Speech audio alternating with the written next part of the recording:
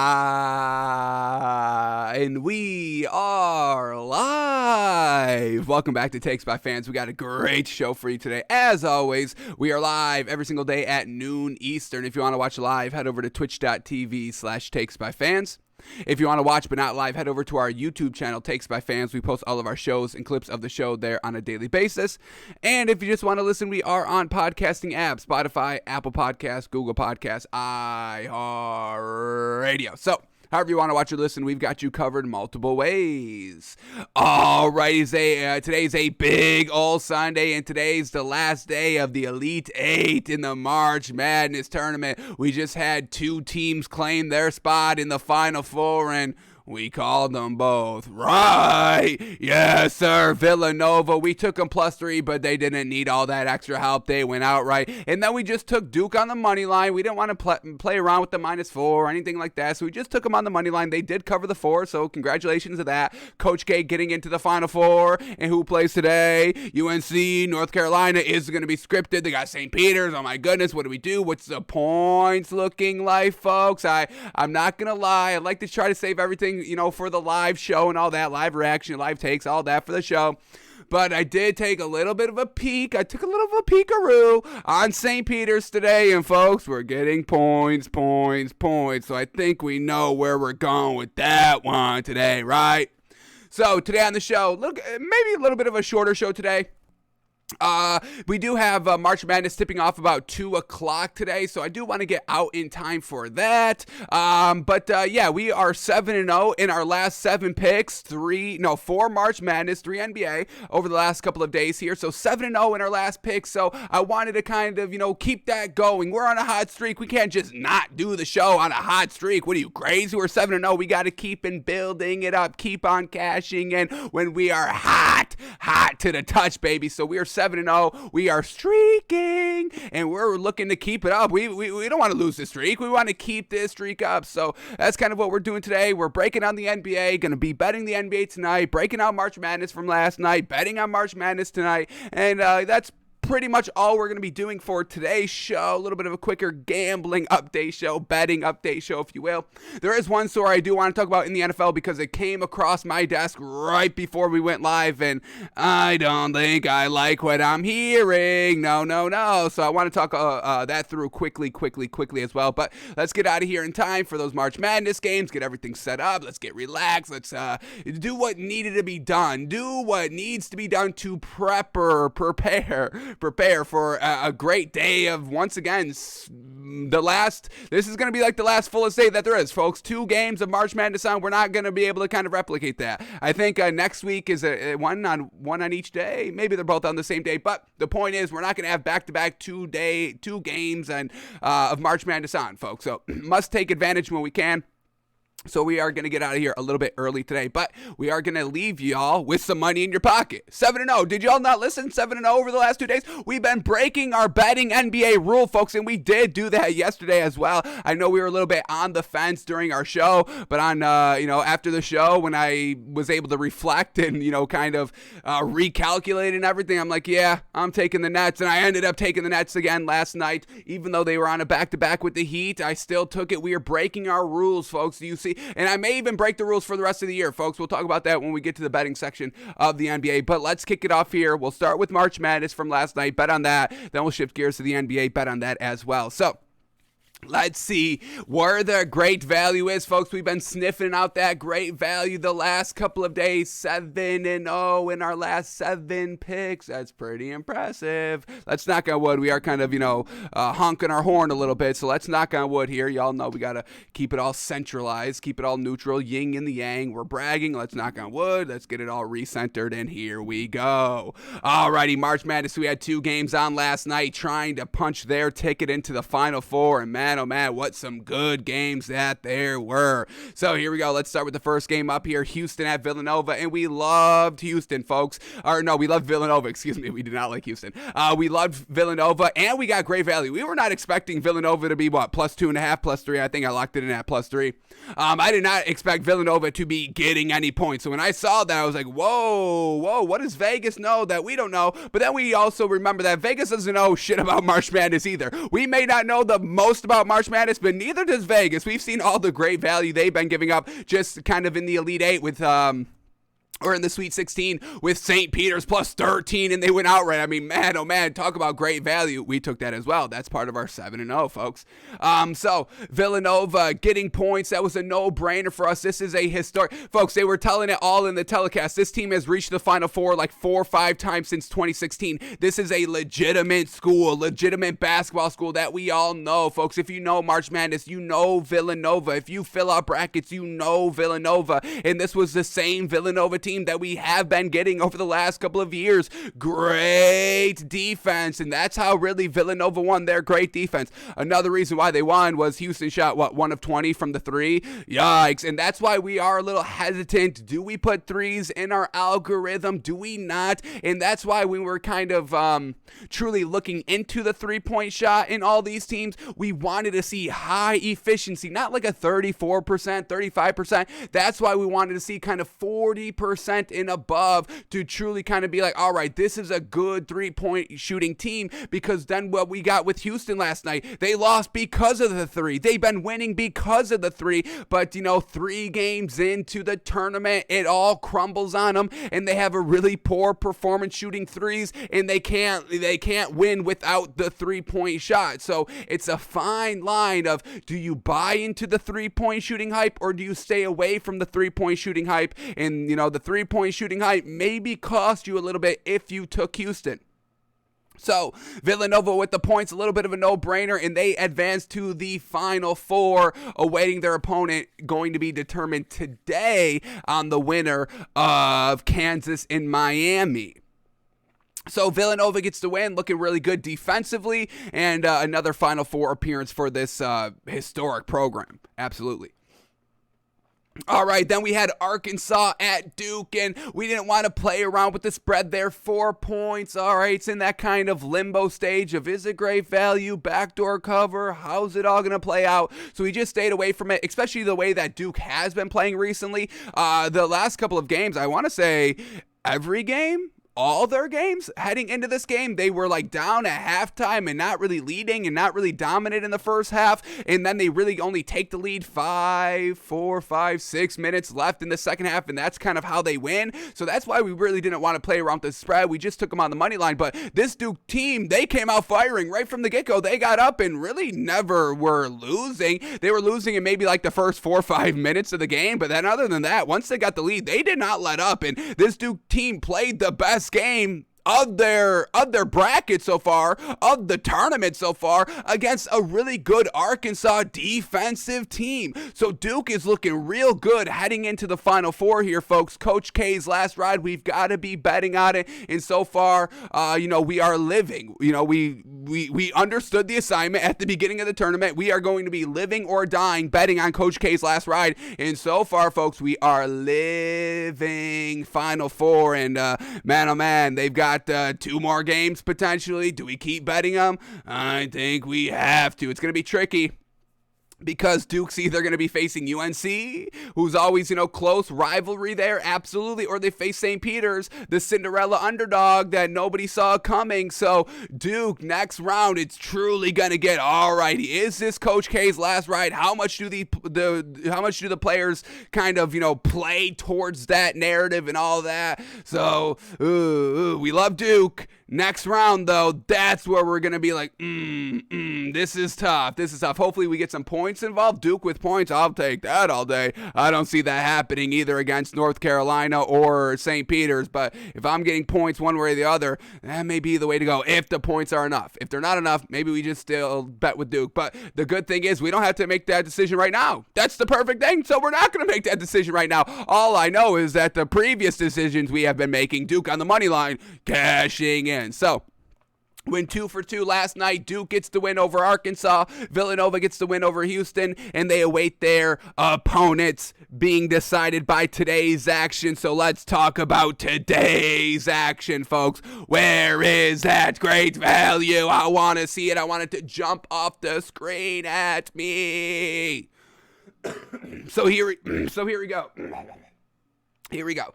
Alrighty, here we go. First game up, it tips off at 2:20. So we got the early slate of games today. Later slate of games yesterday, tipping off about 6. Now we got 2 and 5. So basketball's going to end a little bit early today, and there's no NBA game on tonight, which is kind of lame. We get no nightcap NBA game or basketball game in general, so that's a little underwhelming. But hey, we got a day. We got a little bit of a day of it, so I guess we can't complain too much.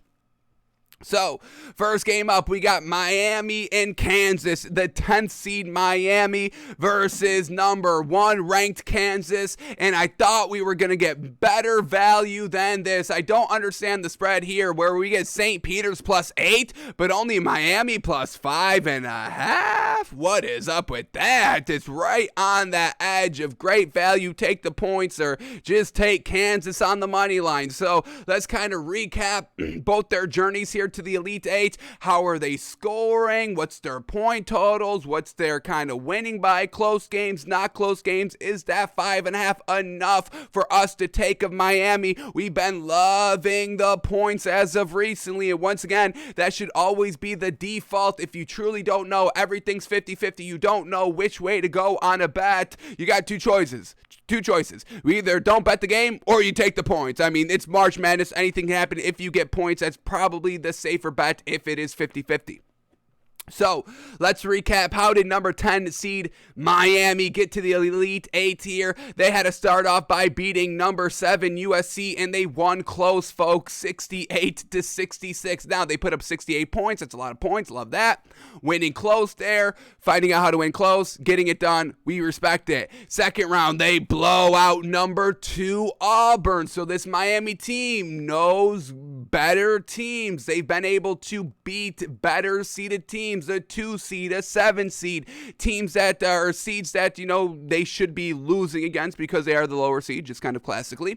So they beat number 7 USC, then they go out and blow out and dominate Auburn 79-61, an 18-point win while putting up 79 points, showing that they can score the basketball. That's big. And then they go and face number 11 Iowa State, and once again had no trouble with them. Ended up winning by 14, 70-56, and once again putting up 70 points, looking really good while doing so. And while we were talking about this game, when it was being played or when it was going to be played that day, we were kind of leaning towards Iowa. We ended up staying away from the game in total because it was only like a 3-point spread. We didn't love anything, so we stayed away from it. But Miami is the real deal here, folks. I mean, they're putting up points, they're beating higher seeds and everything like that, and now they've got number 1 Kansas on deck for a chance to get to the Final Four. I think we need to respect Miami. Now, let's see what Kansas has been doing. Have they just been blowing out everybody? Has it been no contest every single game?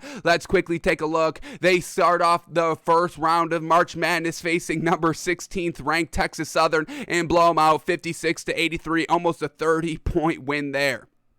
Kansas putting up 83 points. Then they go and face number 9 Creighton, and it was a close game, 7-point game, and I don't believe Kansas took the lead until like second half, or they didn't really balloon up the lead until like the second half. Creighton was always hanging around a little bit. Kansas ended up winning by 7, 79-72, and then against Providence, another kind of closer game. Kansas wins 66-61. So these kind of higher seeds, I guess you can call them, number 9 Creighton, number 4 Providence, they went kind of close with Kansas. So Kansas not really dominating in the tournament besides the round 1 when you're facing a 16 seed. I mean, you're facing Texas Southern. I mean, come on. You got to blow out that team. If you didn't blow out that team, that's a little concerning.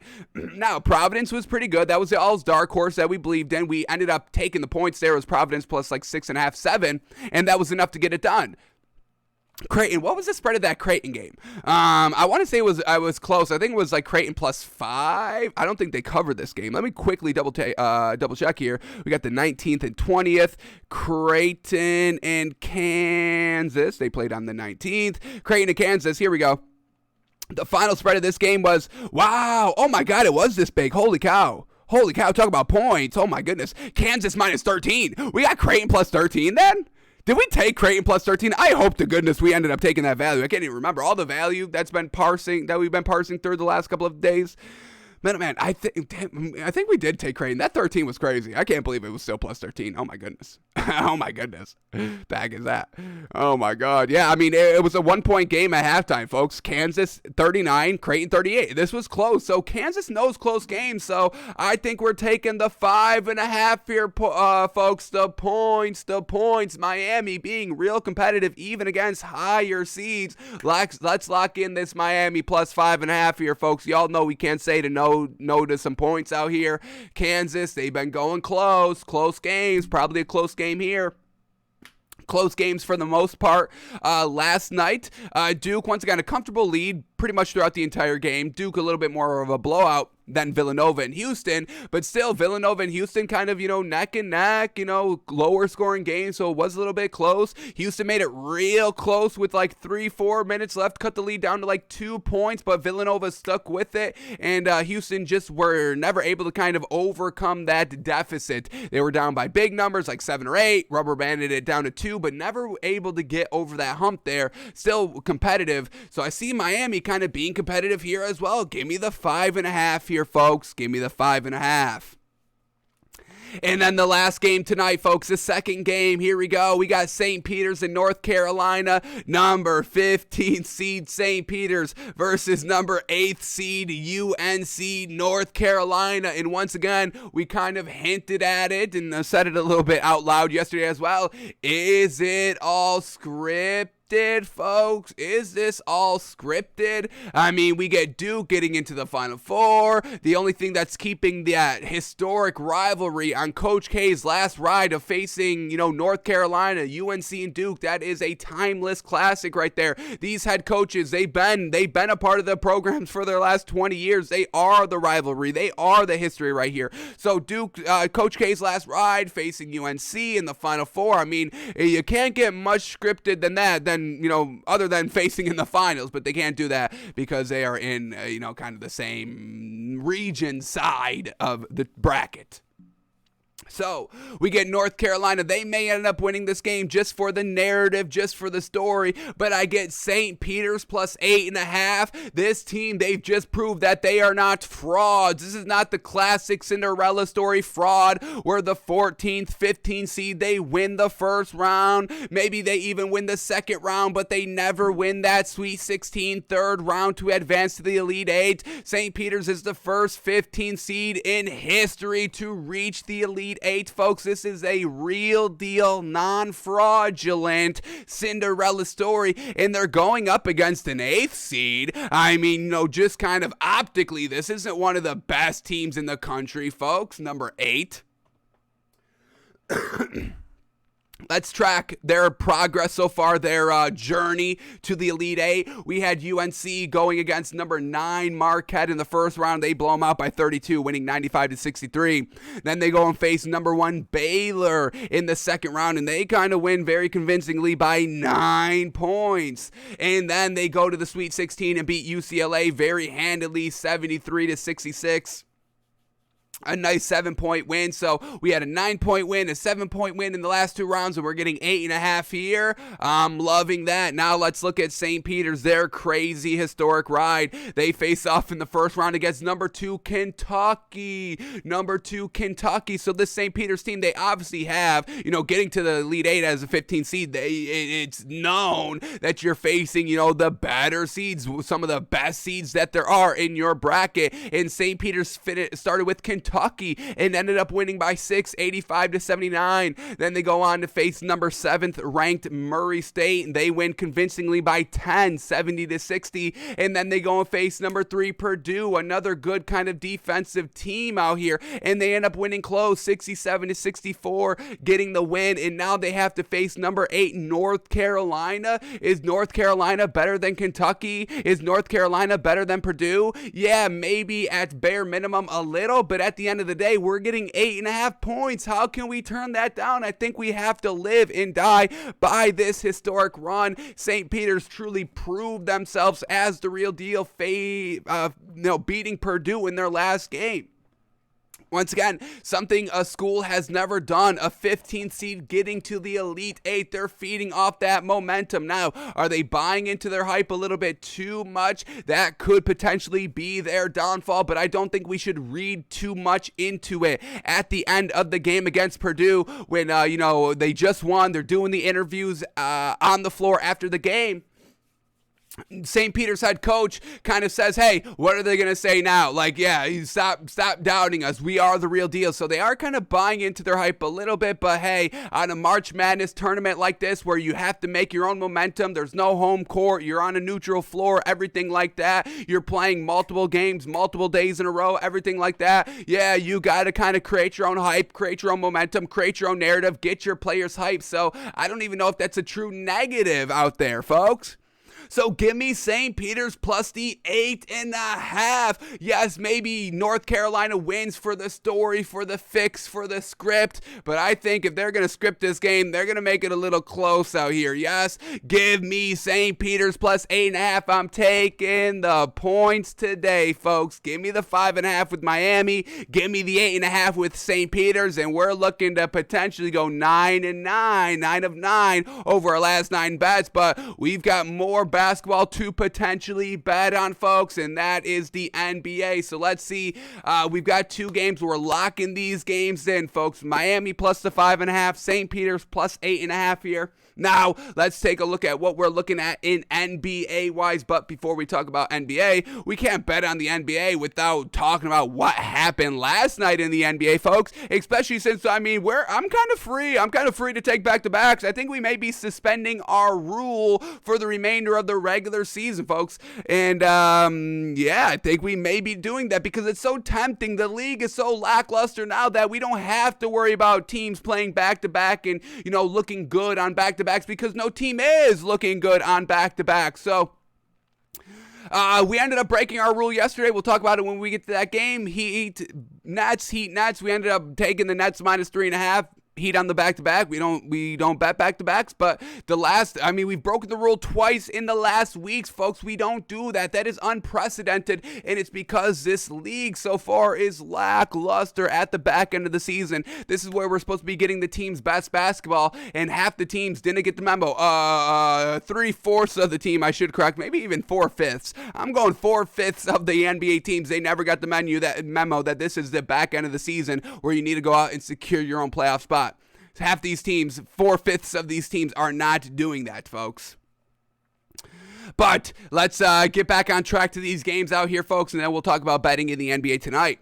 So here we go. First game up is the Spurs at the Pelicans, and well done, Spurs. And we should have taken it. It was great value, and we just kind of hemmed and hawed around it and ended up not taking it, and I apologize for not securing that great value last night. Spurs plus 6.5, amazing value. This team is clawing their way into the play-in tournament, and they just won outright 107-103 against the Pelicans. And because of this win, folks, we are going to make a little bit of an impromptu adjustment to our NBA power rankings. The 10th seed, when we were doing it on Friday, we had it at the Jazz, but we talked ourselves out of it, and we just had a little bit of a placeholder in the Pelicans there. But now that the Spurs just beat them, I'm knocking the Pelicans out, and I'm putting the Spurs at number 10 here. No Brandon Ingram last night, so the Pelicans still not at 100%, so we're still not knocking the Pelicans 100% by knocking them out of the top 10, but we are showing love to the Spurs team that is getting it done, clawing their way. They are outside looking in for really the entire year,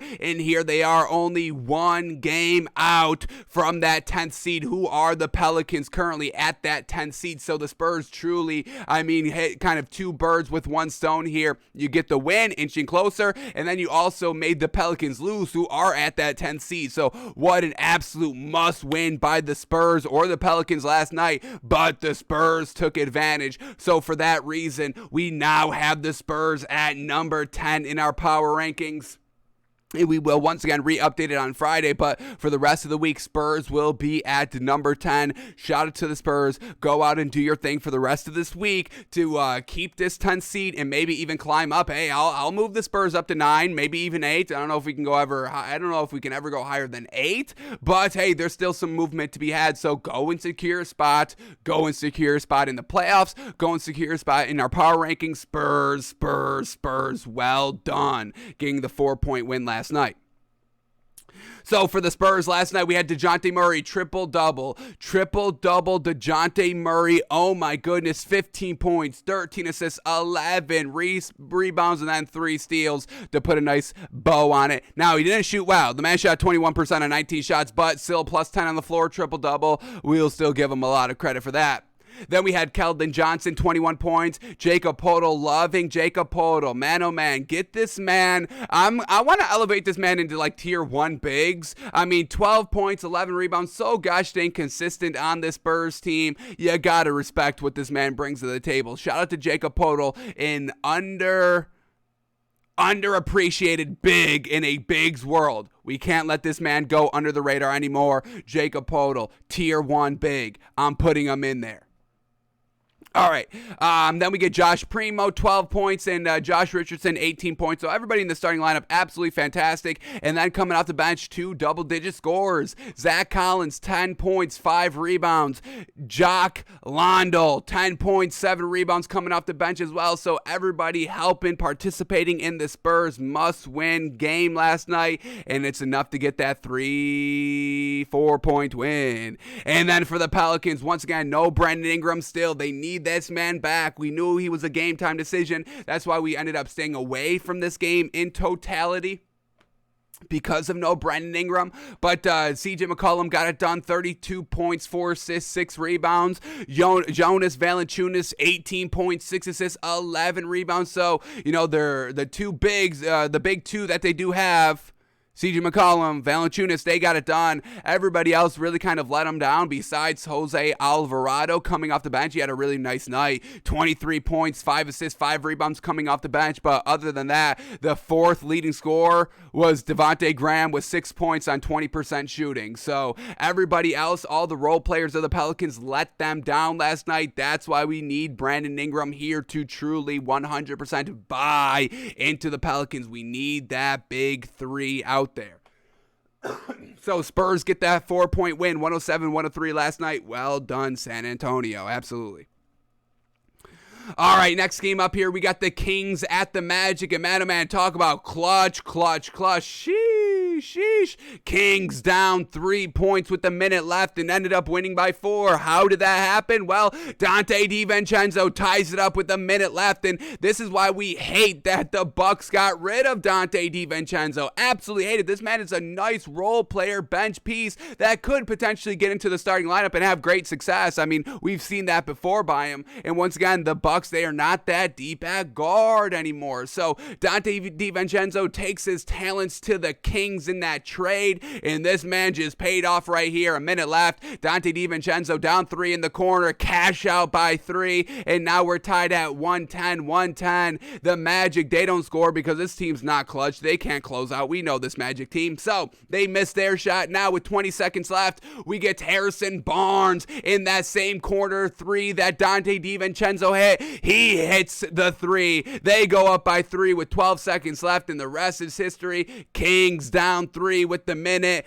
end up winning by 4. Clutch threes by Harrison Barnes and Dante DiVincenzo for the win with no De'Aaron Fox and no Sabonis, and this Kings team still gets the win last night. Big time win for the Kings, where the Magic, once again, just being the classic lackluster Magic basketball team that they've been all year. Shout out to the Kings last night. We had Davion Mitchell once again in the starting lineup with no De'Aaron Fox, 22 points, 9 assists, 7 rebounds. Love his play. Once again, we'll say it again, this Kings team should have made a little bit more moves in the at the trade deadline. You can get rid of De'Aaron Fox. Sabonis, do we even need him? I mean, you should be trading Sabonis this offseason as well. I know you just got him, so you didn't have him at the trade deadline. But yeah, I would try and trade Sabonis maybe this season as well. But Davion Mitchell can take the reins. Truly, what a great game by the man.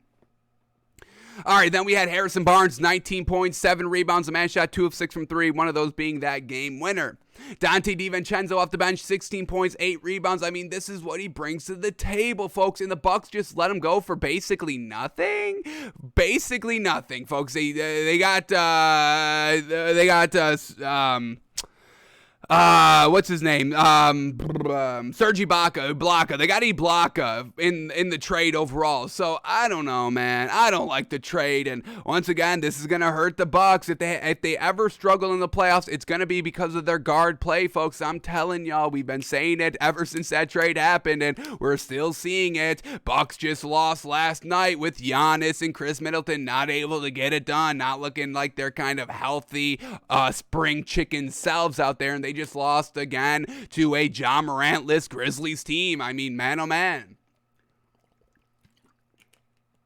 So the Kings getting it done last night. Well done. Well done, Dante DiVincenzo. Well done, Davion Mitchell. Go out and get it done, young kids. Love it.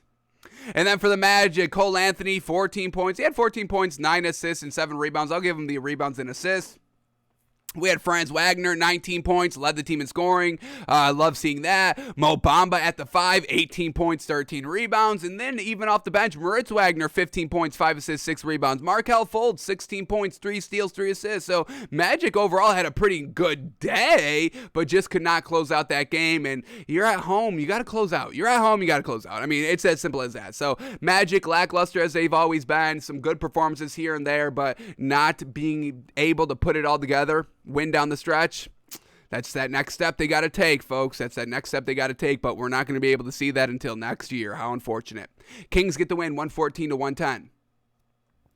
All right, next game up here is the Pacers at the Raptors, and the Raptors just absolutely blew out the Pacers, folks. Once again, the Pacers did not win the trade. I think we are 100% confident now. Kings beat the Pacers straight up. Kings still winning games, being competitive, and the Pacers getting blown out by 40 points, folks, 131-91. And the Raptors were so on fire. How on fire were they? The Raptors were so on fire last night that the speakers caught fire, folks. Yes. The entire arena had to be evacuated because there was a speaker fire, folks. They were literally setting the gym on fire for how much they were shooting, folks. They were so great. They shot 60% from the field, 46% from the three, folks. I mean, they were shooting out. They were on scorching fire from the field, folks. Yes.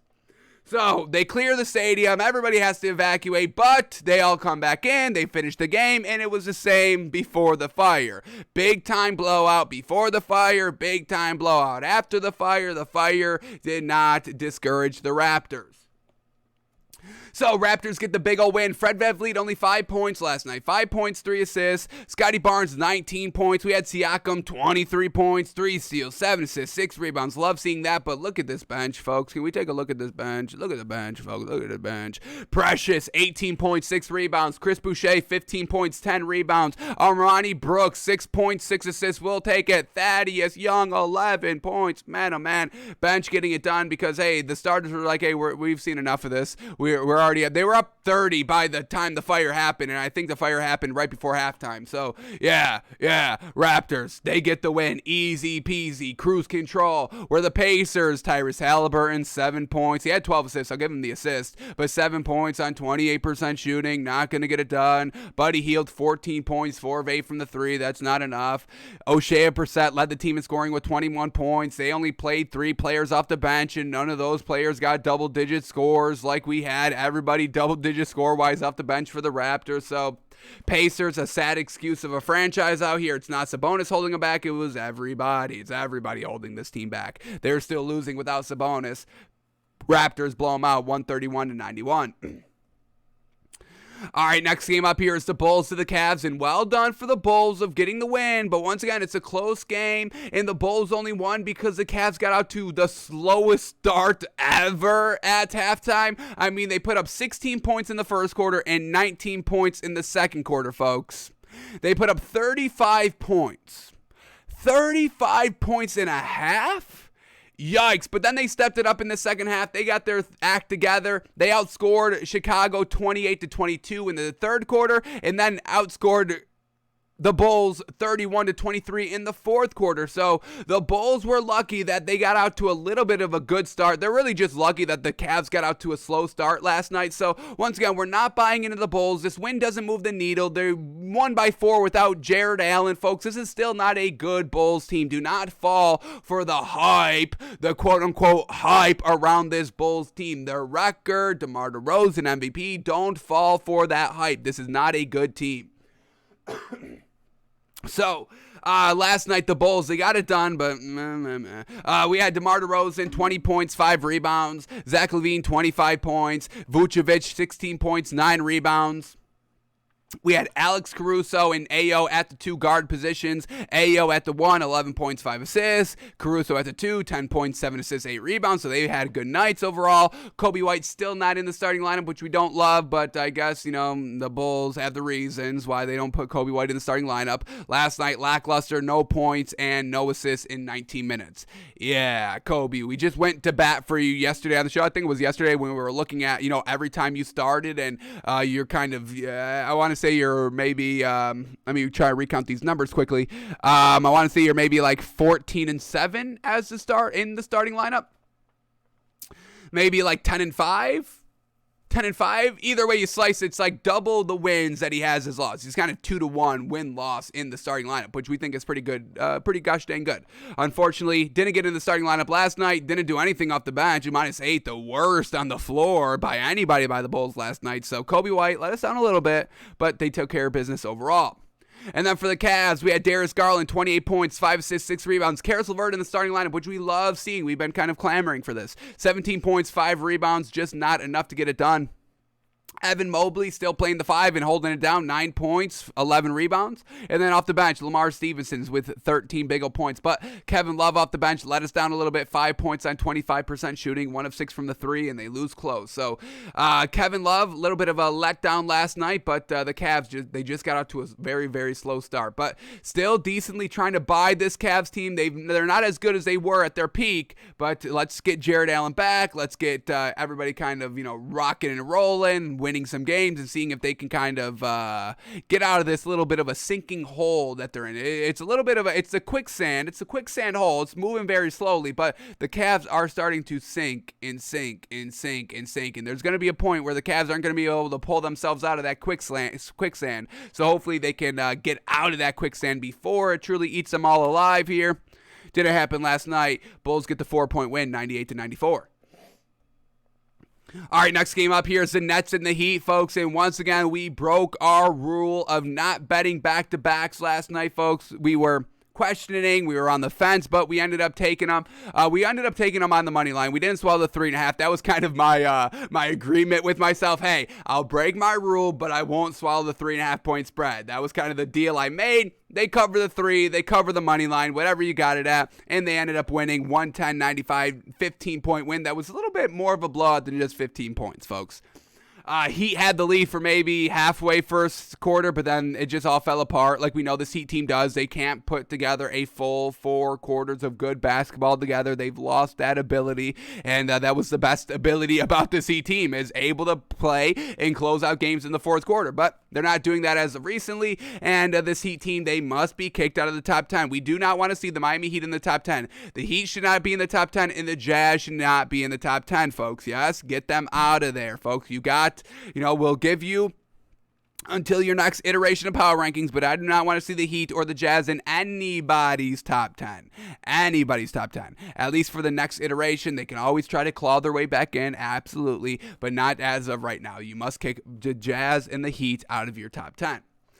So, the Nets last night with Kevin Durant, 23 points, 3 steals, 5 assists, 3 rebounds. We had Kyrie Irving, only 11 points, 6 assists, 4 rebounds. But why did we have confidence in betting the Nets last night? Because of Seth Curry, folks. 17 points by Seth Curry. He shot 5 of 6 from the 3. Absolutely immaculate. That's what this Nets team need. They need that kind of third piece. And Ben Simmons so far, he hasn't been playing, so he's not the third. Andre Drummond, he really can't be the third out here. No disrespect to Andre Drummond, but you're you're not going to be a 3 out here. So it's got to come from Seth Curry. So we really can only bet this Nets team going forward when they have Seth Curry or when Ben Simmons comes back. And we don't even know if that man's ever coming back this year. So Seth Curry in the lineup. We're good to be betting the Nets with Seth Curry, Kyrie Irving, and Kevin Durant. They got it done last night. And that was really it. Nicholas Claxton, he had 10 points, 6 rebounds coming off the bench. Goran Dragic still floundering mightily, 6 points, 4 assists, 4 rebounds, nothing fantastic. Patty Mills, 9 points on 18% shooting, 2 of 11 from the 3, 9 points on 2 of 11 from the 3. Patty Mills is still, once again, very, very bad on this team. So Nets, they ended up getting it done because the Heat a little bit lackluster last night. Jimmy Butler, 7 points on 22% shooting. PJ Tucker outscored Jimmy Butler. That's when we know we have a problem. 9 points by PJ Tucker. We had Bam Adebayo, 14.6 rebounds. Duncan Robinson doing classic Duncan Robinson things. 0 of 3 from the 3, 0 points, classic. Kyle Lowry, 12 points, but only 1 assist. Who's facilitating the floor? Tyler Hero, only 13 points last night. 0 of 5 from the 3. Where's the 6th man of the year at? We had Victor Oladipo play last night, but 9 points. That's it. Caleb Martin ended up playing last night, 10 points. That was pretty well done. Max Strus, 13 points, so that's pretty well done. But the starters, where are the starters? The bench, pretty good overall. We had 3 players, almost 4 or 5 players in double-digit scoring. Where are the starters at? So Heat, they're not putting it all together. It's either starters good, bench not good, bench good, starters not good. Everybody's healthy, nobody's healthy, still winning, still losing. So it's just this Heat team. They're not consistent. They're a nothing team, folks. They've got nothing. They got a couple of players on their team. They can't put it together. They're floundering big time back end of the season. Heat, folks, man, how the mighty have fallen. We were talking about this Heat like good. We talked about them as the bubble Heat, and they got to the finals in the bubble. They're not looking like that bubble team anymore. Nets get the win 110 to 95.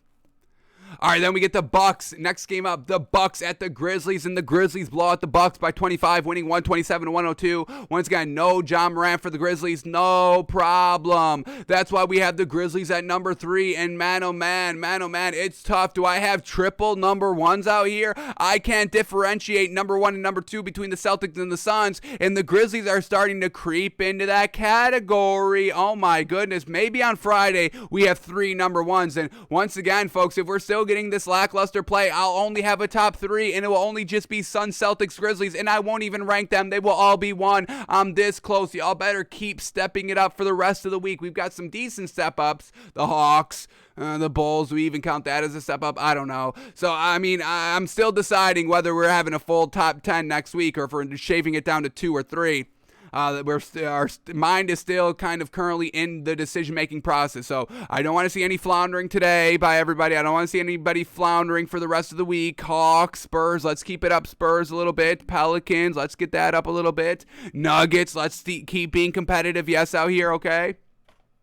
So, Grizzlies last night still getting it done. Tyus Jones filling in at the 1 for no John Morant, 13 points, 10 assists. Definitely not points-wise, John Morant, but 10 assists. I'll take that absolutely all day. We had Desmond Bane, 20 points. Steven Adams still doing his thing, 4 points, 11 rebounds. Dylan Brooks, 19 points. We had Jaren Jackson Jr., 16 points, 6 rebounds off the bench. Anthony Melton led the team in scoring, 24 big ol' points. We had Kyle Anderson off the bench, 9 points. Xavier Tillman off the bench, 8 points, 11 rebounds. Zaire Williams, 7 points off the bench. So, everybody's stepping it up in the absence of John Morant, and the Grizzlies are still rolling along. That's so impressive, folks. Winning without your star player, we need to elevate that more. Exactly when we talk about MVP discussion, folks, if you're the only star on your team and you're getting great production and a great record and are in the playoffs, not the play-in tournament, we need to elevate that over. That's why it's MVP and not just the best player award, most valuable player. Devin Booker's fantastic. Don't get us wrong, should be in the discussion, but he's got Chris Paul, he's got DeAndre Ayton, he's got Cameron Payne, who's fantastic, he's got McCall Bridges. He's got other greatness players that help out with the wins. I'm not knocking or discrediting anything Devin Booker's been doing. He's been playing fantastic. Same thing with Joel Embiid. having a little bit of not as much help for Devin Booker, obviously. Only had James Harden for a few weeks here. Besides James Harden, Tyrese Maxey truly stepped it up. Tobias Harris wasn't really doing anything spectacular, but they had Seth Curry, they had Tyrese Maxey. That help is not as great as Devin Booker's help, so that's why Joel Embiid should be elevated a little bit more over Devin Booker. But then when we look at Jokic, folks, not having Michael Porter Jr. and Jamal Murray and still finding ways to get it done, folks, that's why. That's the difference maker. Everybody's looking like, he's got basically the same, not even basically the same. I don't even know why everybody's arguing for Joel Embiid over Jokic. People don't like Jokic. That's really what it is at the end of the day. They don't like Jokic, and I don't understand. I think I understand why, but I'm not going to say it. Jokic's playing out of his mind in that passing factor. Oh my goodness, it's so fantastic. And really, that's why Jokic is my MVP at this current moment, because of the help factor. He doesn't have the help that Devin Booker and Joel Embiid have, and also his ability to facilitate the floor as a big, folks. That's so crazy. Joel Embiid is not as good of a passer as Jokic is. Joel Embiid is still a decent passer, but Jokic takes it to another level. You can run Jokic at the point, folks, and that's really kind of what he's been doing this season. So that's why we've got Jokic. We must respect the overall team dynamic, and somebody just put it very well. I forgot who it was. An NBA player just put it perfectly well yesterday or 2 days ago. He says MVP should be the person that I forgot how he put it. It was a little bit of witty wordplay. I will give him that. He said the MVP most valuable award should go to the person that makes his teammates more valuable. The MVP should be able to make his teammates more valuable, something along those lines, folks. But that's how it is. If you're a team full of stars and you're a great team, that's great. I don't know if we can count that as MVP. You know what I mean? Most valuable. You got other. Let's just take pre-trade Nets as an example. Kevin Durant, Kyrie Irving, and James Harden. Should one of those players, if they were averaging maybe like 30, 50, 30, let's say 38 and 8. Should we give them MVP? You take them away, you take Kevin Durant away, and you still got Kyrie Irving and James Harden. You take James Harden away, you still got Kevin Durant, Kyrie Irving. You take Kyrie Irving away, you got James Harden and Kevin Durant. Does that count as valuable at that point? If you got three, Hall of Fame, first ballot Hall of Famers on your team? Should we be counting that as MVP? I don't know if I would. That's where I'm coming from. I would not. All right, but back to the game here. Bucks not getting it done. Grizzlies did get it done. Well done by the Bucks, or well done by the Grizzlies. For the Bucks, we had Giannis, 30 points, 11 rebounds, not enough to get it done. Chris Middleton, 16 points, 5 assists, 5 rebounds, pretty well done. But other than that, everybody laid an egg. We had Brook Lopez, 10 points, 6 rebounds. That was the top 3 scorers. Brook Lopez, Giannis, and Chris Middleton. Everybody else floundering. We had Grayson Allen, only 7 points last night. George Hill at the 1. No Drew Holiday. Another reason why kind of the Bucks lost a little bit. But once again, not losing one player is not an excuse. Look at the Grizzlies, so we really can't even compare that. So George Hill at the 1, 5 points, 3 assists. Bobby Portis coming off the bench, 7 points, but he did have 11 rebounds. That was fantastic. Shot 15%, but had 11 rebounds. I'll take that absolutely. And then Pat Connaughton off the bench, 9 points. Javon Carter, 9 points off the bench. Just not enough to get it done. And once again, the Grizzlies, you're going to have to bring it. This Grizzlies team is not rolling over on any team or, we don't got Ja Morant, so let's phone it in. No. This Grizzlies team is legit. They get the win 127-102. All right, then we get the Thunder at the Nuggets, and the Nuggets get another win here. They win 113-107. Jokic gets it done. Man, great night. Close to a triple-double. 35 points, 12 rebounds, 8 assists. Led the team in assisting. Did anybody on the Thunder have more than 8 assists? No. So he was the highest assister on the entire team. This is what we're saying about Jokic, folks. The passability, the vision, the floor general ability by the big. 35 points, 8 assists, 12 rebounds. Yes, sir. Love it. All by Jokic. 2 blocks blocks, 2 steals to go along with all of that. I mean, stat sheet stuff out here. MVP, yes, back-to-back MVPs. They will not, I'm telling y'all, they are not going to give Jokic MVP this season. They will not do it. They will not allow Jokic to be a back-to-back MVP. It's just not going to be it, folks. So we all must gear up for that. That's why, the MVP is a little bit of a joke. I mean, what are we talking about here? Jokic's better than what he was last season, folks. Aaron Rodgers was worse than he was last season. Do you see the difference there, folks? It's getting a little out of control here. Like, we can't even put any kind of value into MVPs anymore because they don't want to give it to LeBron. Should be MVP every single year, folks. I mean, even this year with the Lakers, it's LeBron. I mean, he's the only one doing anything meaningful. No Anthony Davis, still trying, averaging 30 points. I mean, he's averaging 30 points this season, folks. It's fantastic. But back to this game here, Jokic. Almost triple-double, 35 points, 12 rebounds, 8 assists, respect it. We had Aaron Gordon, 20 points, love it. Yes, please. If you could put up 20 points every single game, we love it. He was a plus 24 on the floor. Aaron Gordon, let's see this. Aaron Gordon every night, 20 points, 9 rebounds. That's all I'm asking for. That's really all I'm asking for. 20-plus points a night. Now we are rolling. Will Barton, 18 points, 7 assists, 6 rebounds. And that was really it. Nobody else really helped out too much. Monte Morris, 7 points. We had Jeff Green, 8 points. Leading scorer off the bench, Bones Highland, only 9 points last night. Not his usual 15-20 that we're all gushing about.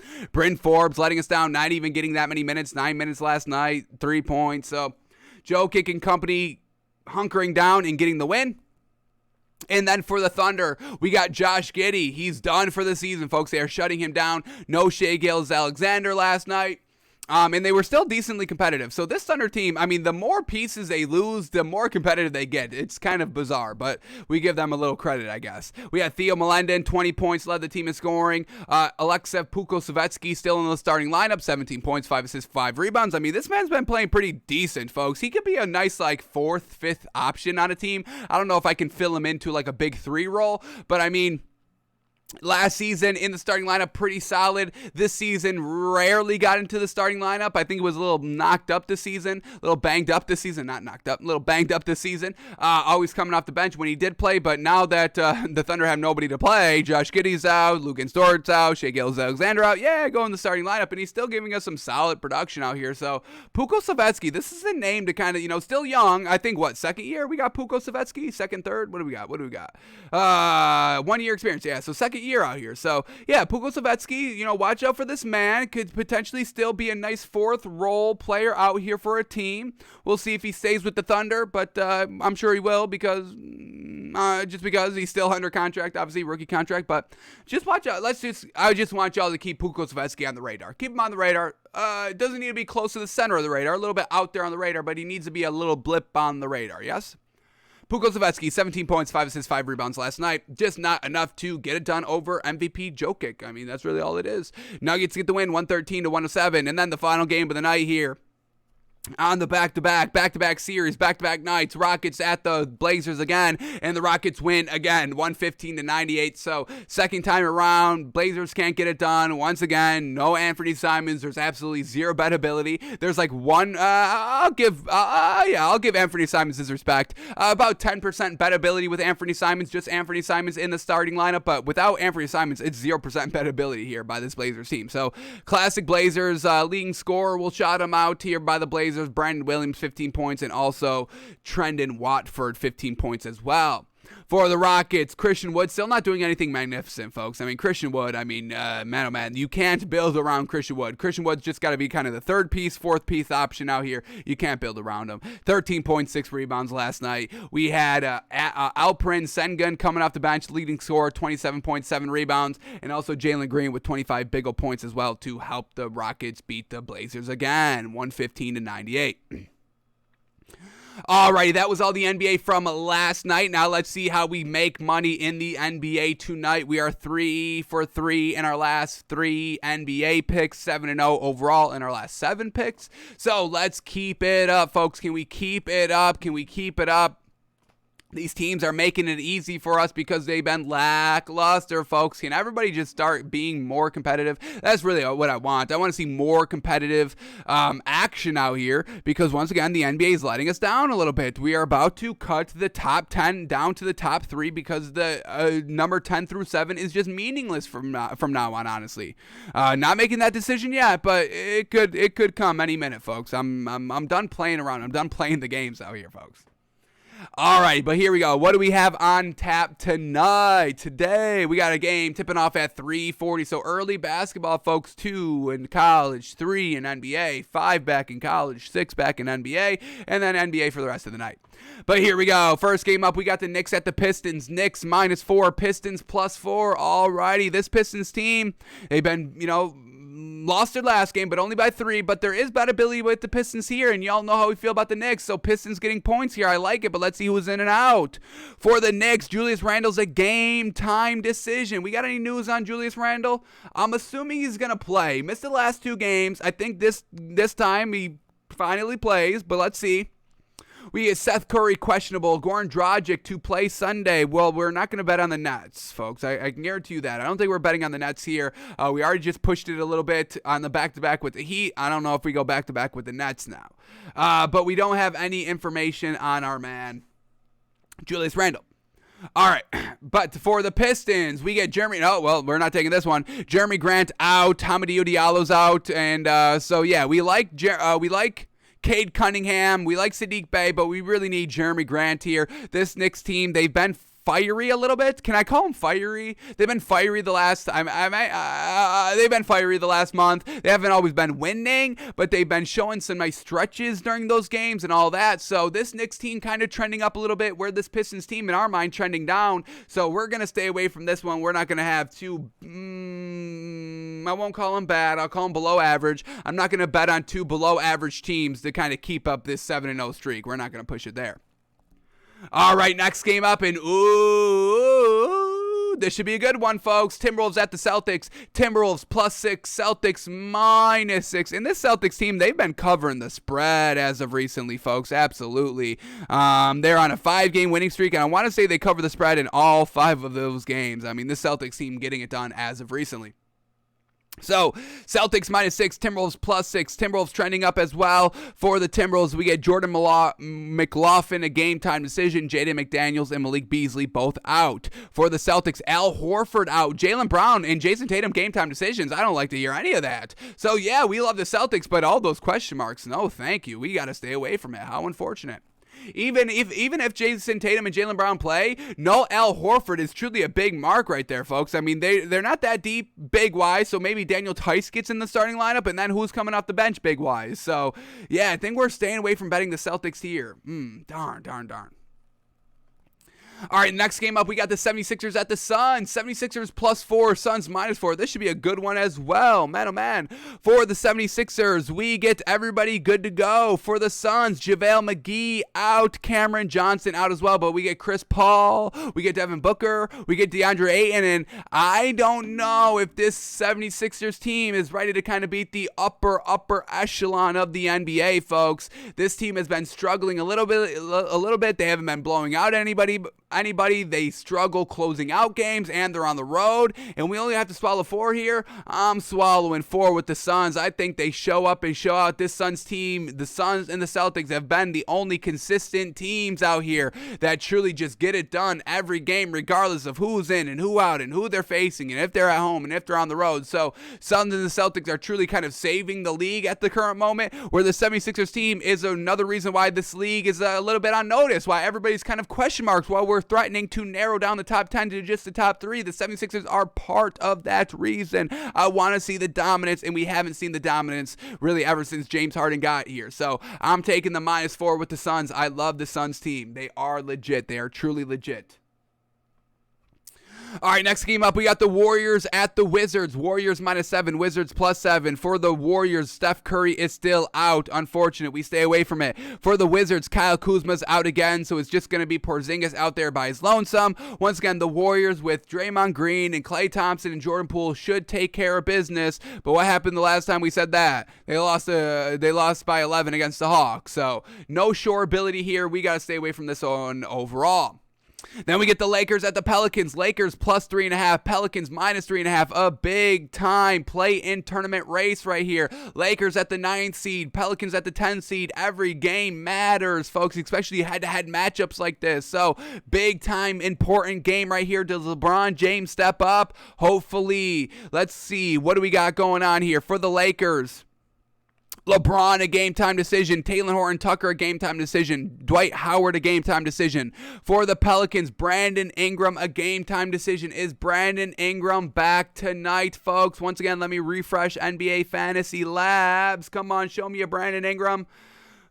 We still get no information on Brandon Ingram. So Lakers on the road, a must win here, folks. This is really a must win team. We've got to see teams shoring up their playoff seeding. Go out and secure your spot as soon as possible so you can maybe rest for the remainder of the regular season, getting right for the postseason. We know load management, everybody would love to do that, so secure your spot as soon as possible. Lakers plus 3.5. I think I'm leaning towards this, but if Brandon Ingram's playing, I think I got to stay away from it. So we're going to stay away from this one here. No Lakers, no Pelicans. I think I like the Lakers plus 3.5 if Brandon Ingram is not playing, but with this news up in the air, we got to stay away from it for the current moment. This game tips off at 7 o'clock, so we'll know more a little bit later in the day. Can't make the call right now. All right, then we get the Hornets at the Nets. Hornets at the Nets. Hornets at the Nets. Hornets plus 6. Oh, my gosh. Oh, man, I want to break the rule again. I want to break the rule again here, folks. Nets at home, so no, Kyrie Irving can play now. Can Kyrie Irving play now? Oh, my God, Kyrie Irving can play now at home. It changes the entire game. Seth Curry, a game-time decision. Goran Dragic, game-time decision. And we just said, what did we say right here? We had the updated information. Seth Curry is questionable, game-time decision, and Goran Dragic is expected to play, game-time decision. So Nets on the back-to-back. Kyrie Irving can play at home. This is probably going to be a great atmosphere. The Nets haven't seen Kyrie Irving play all year long. It's probably going to go crazy in the Barclays Center here. The Hornets have been very good, and we're getting 6 here, and they've been trending up, and they've been trying to shore up their playoff positioning and their playoff chances and all that, so we respect that. But the back-to-back, that's going to be a little bit of our cop-out here. We got to stay away from it. I do like the Hornets plus 6, but this first game, Kyrie Irving back at home, we got to stay away from it kind of for that reason alone. And then on the back-to-back, on top of that, so unfortunate staying away from this one. Then the last game of the night, the Jazz at the Mavericks, the Jazz at the Mavericks, the Jazz at the Mavericks. I love it, I love it, I love it. Mavericks plus 1, I think that's all I need to see. I love it there. Mavericks plus 1, Jazz minus 1. For the Jazz, Bojan Bogdanovic out, Daniel House Jr. out, Hassan Whiteside game-time decision. For the Mavericks, we get Davis Bertans, a game-time decision. Trey Burke, a game-time decision. Tim Hardaway, a game-time decision here. This Jazz team, they suck on the road, folks. They absolutely suck on the road. The Mavericks, they live and die by the 3. The Jazz, they like to kind of think they're a 3-point shooting team, but they're really not. You really should be getting Rudy Gobert down low more involved with the pick and roll with Donovan Mitchell and Rudy Gobert. You really should run like the 2-man game there, but they don't do that. And that's why they lose, and that's why they're lackluster. The Mavericks, plus 1. This one's going to be the one that breaks us. I love the Suns minus 4. I love the points in college, but I'm going to kind of once again double down on how bad the Jazz are, folks, and I'm taking the Mavericks plus 1 at home here tonight. Mavericks plus the 1. Give me the point there. It doesn't make a difference. Point, money line, really the same. But we're calling the Mavericks the winners tonight, folks. So, this is what we've got. We're 7-0. We're putting our reputation, our undefeated streak on the line here by taking four games tonight, 2 college, 2 NBA. This is what we've got on deck tonight, folks. We got Florida, Miami, plus 5.5. St. Peter's, plus 8.5. And then in the NBA, we got the Suns, minus 4, which I'm loving, and the Mavericks, plus 1, which we're betting against the Jazz again on the road. Yes, sir. So 4 great picks tonight, ready to go 11-0 over the last 11 picks, folks. We are ready to extend the streak, folks. Love it. All right, and then before we get out of here, folks, a story caught my eye, and I don't love it, so let's end here on this NFL story. Let's dig into it. Let's hope that this is just a clickbait headline, and this is really what they're not doing, because we just saw the Cowboys keep getting worse and worse and worse as this offseason progresses. We're pegging them at 3-14. But the Bills, they lost Brian Daboll. I think that's going to affect them at least a little bit. It could be a lot of it, but I would say at least a little bit here. And now they want to take away Josh Allen's legs? The best dual threat quarterback in the league, you want to take away his dual threat ability? What are we doing? I don't love this, folks. I don't love this. So now, once again, Sean McDermott, Brian Daboll, I mean, they're not the best coaches by themselves, and I think they kind of butted heads a lot there. So now Sean McDermott without Brian Daboll, maybe Sean McDermott tries to take over a little bit more duties, a little bit more responsibilities offensively here, and I don't like this. Here we go, the clickbait quote. Bills coach Sean McDermott looking for Josh Allen to run less in 2022, saying, quote, "We want to evolve." You want to evolve, then establish a running game with the running back. But don't take away Josh Allen's running game. Don't try to put Josh Allen on a little bit of a pitch count running-wise. He's big, he's beefy. Stop worrying that he's going to get hurt. He plays it safe. He knows how to play that true fine line of when to get out of bounds, when to stay in bounds, when to slide, and how much more you can pick up. He's excelled at that. Stop holding Josh Allen back because you're afraid he's going to get injured. He's not. He's big, he's beefy. He takes care of himself. Man, I hate this already, so I'm hoping these quotes kind of redeem them, but if this is truly his true sentiment, I hate it, folks. Here we go. Let's read what this man's got to say. I don't want to get into this, and I hope it's not as bad as the clickbait headline makes it seem. Here we go. First lead up to the first quote.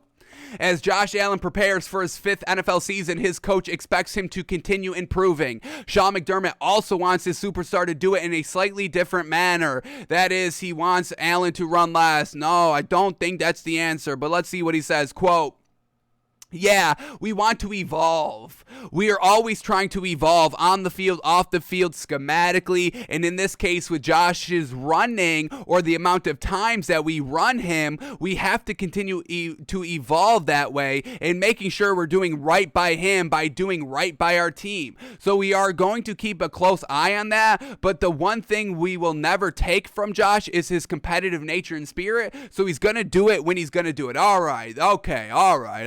Okay, all right, winning us back a little bit, not kind of going out there and be like, "Josh, you're not running anymore," or, "Hey, let's not run her anymore," or just kind of, hey, get in his ear like, "Josh, yeah, we don't really want you running." No, they're going to keep his same competitive spirit, competitive nature, fantastic, absolutely. You can never take that away from anybody or even try to hinder that or just kind of, scale it down any. You cannot do that at all, really, with any high-profile athlete. So he's going to do it when he's going to do it. So still kind of allowing Josh Allen to kind of have that green light of, hey, when you see it, take it. Absolutely. And Josh Allen's so great at it, folks. That's why we don't even want this to even be a discussion because he's so great at it. If we were concerned, like, I don't want Tua running the ball. Tua's not a dual threat quarterback at all. I don't want Tua running at all. The man's not good at it. The man takes big hits when he probably shouldn't, and that's his competitive nature. So once again, I can't knock it too much, but I hate seeing it. The man's slow, first of all. Like, Josh Allen's not slow. The man is very quick, folks. The man's got that acceleration, he's got that speed, and he's got that big old frame to help protect him a little bit. Another reason why we don't want Tua running, the man's small. The man's a little bit a small boy out there a little bit.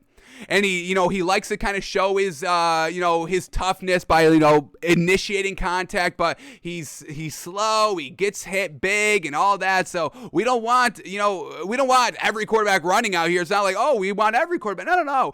We want Josh Allen running because he's excelled at it, folks. He's so great at it. Him and Patrick Mahomes are really the two best runners. Lamar Jackson's very good because of the speed alone. He can really do whatever he wants, but dual threat ability, dual threat quarterbacks, I rank Josh Allen 1, Lamar Jackson maybe 2, and then Patrick Mahomes 3. I mean, really, they have mastered it, folks. So, alrighty. Trying to evolve. We'll evolve the running back position so you can run the ball more, so you pass the ball more, or so you pass the ball less, so Josh Allen has less opportunities to run in that regard. That I'm all for. Establish a running game with the running back so you don't have to throw the ball 50 times a game, so Josh Allen's not dropping back 50 times a game. That gives him kind of 50 opportunities to, break down and run with the ball. So, yeah, if you want to evolve with the running back position, yeah, I'm all here for it. So, I think that's kind of what he's kind of leaning towards here. So, all right. I'm taking a breath here. All right. He's winning us back a little bit. Hopefully he continues on with that because I think we had 2 more quotes here. So, hopefully he doesn't kind of backtrack anything. But here we go. Next lead up to the second quote. We got 2 more quotes left. Here we go. At 6 foot 237 pounds, and just still 25 years old. Allen is built to carry such a load, but at what expense? His 2021 passing numbers, while still stellar, were down across the board from the season prior, while Buffalo's scoring offense and efficiency regressed. Those numbers might be why McDermott is encouraging his young signal caller to scale back how much punishment he takes moving forward. Well, let me talk about those numbers scaling back. Once again, no fans in the stands. We saw completion percentage drop down mightily. What did passing numbers drop down? Did passing numbers drop down that much? I thought it was maybe only like 200 yards less. Let me quickly see. I mean, if you're talking about completion percentage, then yes, but that was inflated anyway, where nobody's throwing 69, 70% consistently anyway. I mean, if you're throwing a 69% season, then you're going to go down to maybe 66. I mean, you're not keeping up 69%. So that's just natural, going down right there. Yards wise, yeah, he only threw 100 less yards. So what are we talking about here? Touchdowns went down 1 touchdown. Interceptions went up. So why do you want this man passing more? Interceptions just went up. So what are we doing here? Yes, completion percentage numbers dropped from 69 to 63. But once again, 2020, no fans in the stands. We saw everybody inflated. Baker Mayfield had his best completion percentage this season last year. That went down. It's a natural progression.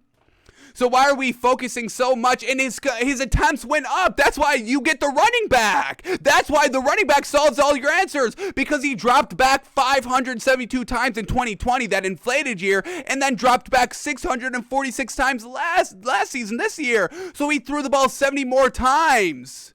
So what are we doing? Man, oh man. Get the running game involved more. It's not Josh Allen. Josh Allen has nothing to do with these numbers going down. It's that you threw him out there way more because you had no established running game. Get the running game established. Evolve in the running game. I don't think it's anything to do with Josh Allen. But here we go. Quote by Sean McDermott says, quote, "I don't know if he likes to take it. I don't want to say that. That's a better question for him. But he doesn't shy away from mixing it up from time to time." Yeah, don't scale him back. Why are we scaling him back? What showed us that he scaled us back? Did you see what he did against the Chiefs in the playoffs? He was slinging it around. You scale him back. Now he's second guessing. He's not doing everything he did that in that fourth quarter, the final 5 minutes when it was just scoring. Let this man work. He's fine. Sean, get your running game together. Damn. Final lead up to the final quote. Here we go. Let's start here. Allen was at his best in the playoffs, also registering 637 passing yards, 9 touchdowns, 2 no interceptions, and a 77% completion percentage. His play catapulted above even his elite peers at the quarterback position and surely warranted a deeper run than the AFC divisional round. The challenge ahead is one of change, as departed offensive coordinator Brian Daboll was replaced by Ken Dorsey. General manager Brandon Beane has also used the offense to add depth at the running back and receiver position, bolster Buffalo's offensive line, and revamp its defensive front amid the arms race that is the AFC. Exactly that. But for the Bills to have staying power, McDermott knows his quarterback must keep finding ways to get better. The lesson ahead, perhaps, less running from Allen could mean more for Buffalo? I don't think so. Last quote says, quote, "I think we all have to remember Josh is only going to go..." Let me start. I think we all have to remember Josh is only going into year 5, right? So I know Josh, as well as myself and Brandon and the entire team, are looking for Josh to continue to take another step. And I know Josh is committed to that. And I think that's a sign of a great leader that leads by example. So you know he's going to continue to take another step, but you want him to kind of dial it all back? So you want him to take another step while dialing everything back? I don't like that. I don't like that coaching style moving forward by the Bills. Just get your running game. You only lost in the playoffs because your defense couldn't cover for 13 seconds. The best defense in the league. Why are we looking at the offense as the reason why the Bills were not good last season, or why they lost and didn't get to the Super Bowl or get to the AFC Championship game? It had nothing to do with the offense. The only offensive piece was the running back, and you shored that up a little bit in free agency so far. Not great enough, but it got a little bit better. So okay. I don't love it. I don't love it already. I don't think you hold Josh Allen back any. The man's a dual threat quarterback. You can run that. You can, revolutionize the kind of dual threat ability quarterback position where you can kind of, run as well, or you can throw the ball as well as you run the ball. Where we get Lamar Jackson, he doesn't throw the ball as well as he runs the ball. Patrick Mahomes, he doesn't run the ball as well as he throws the ball. He's very, very good running. But I think Josh Allen has Patrick Mahomes beat in the terms of dual threat ability. So I don't love that. I don't love that. I get it. You don't want him to get hurt, but I don't think you can play around and worrying about your quarterbacks or just players getting hurt. Go out and do what they're best at. And if injuries do happen, that's why you need a good, solid backup quarterback. That's probably why you don't let go of Mitch Trubisky. You know what I mean? So... all right, Doug McDermott. I don't know. Doug McDermott's never really... He's a good leader, I would say, in that regard for the head coach, but everything else, the aggressiveness, that's always been a problem with Sean McDermott early in the playoffs. Last season, not so much, but... Sean McDermott, I don't know if this is the right approach. Here, but we'll see how it all plays out. This is still early in the offseason. Maybe, Knicks is this when he sees Josh Allen run again. He's like, what am I talking about? When you see Josh Allen run the ball, you're like, okay, yeah, absolutely, run the ball. Keep running the ball. They were running the ball. They had designed run plays in the playoffs, and it was looking really good. We loved folks, I cannot find a flaw in Josh Allen's running game. I can't. So the fact that Sean McDermott wants to hold him back, I don't love it. Oh, let me go to this. Here we go. Josh Allen's top 10 plays. This just popped up on the same article. How many times is he running the ball here? He threw the ball, play number 10. All right. Play number 9, he throws the ball. I want to see play number 8. Oh, we get one rushing play right here. Play number 8. Here we go. 3rd and 4. Up 11. This was in the regular season. He hurdles and then gets down immediately. Picks up the first down on 3rd and 4. Looking real good while doing so. Don't hold this man back. Don't even whisper that to him because now he's going to be second-guessing himself. Why do you want Josh Allen second-guessing himself? I don't. So one play, running the ball of his top 10. Play number 7. We get another rushing play. What is he going to do here? He's going deep with it. Yeah, let him fling it. So I don't understand why you're holding him back. He's still great. He still can sling the ball down the field. All right, Josh Allen running the ball, throwing on the run is fantastic, and this is why we love the running game as well. He can throw on the run beautifully, so you can use that misdirection to your advantage. Play number 5 against the Ravens. Bootleg. Look at this man. Avoid all the pressure. Keeping his eyes on the field. It's so fantastic to watch this man escape the pocket. It's so great. Play number 4, we get a passing play. Play number 3, we get this man throwing the ball last second. Man, oh man, that's what last second. Literally last second. So great.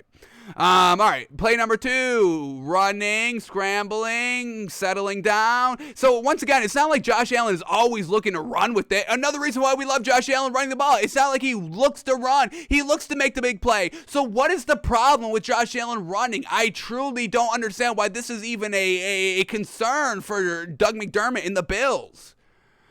All right, last play. Play number 1, best play that he made all year. In the playoffs, Josh Allen slinging it deep dish pizza there. All right, it's only one play of his top 10 we're running. I don't know. I think I could find more great running plays than that, but all right, we'll let you have that one, Sean, okay? All right, so I just don't love that Sean McDermott is trying to hold Josh Allen back. He's trying to hold him back running a little bit there. I mean, that's the overall sentiment. I don't agree with it. But we'll see how it plays out. Josh Allen, run, Josh, run. Run, Josh, run. Run, Josh, run. We love Josh running. Alrighty. That is going to do it for us today, folks. We're going to get out of here a little bit earlier, try to get everything ready. Try to get everything ready for March Madness kicking off in about an hour. About an hour away from that.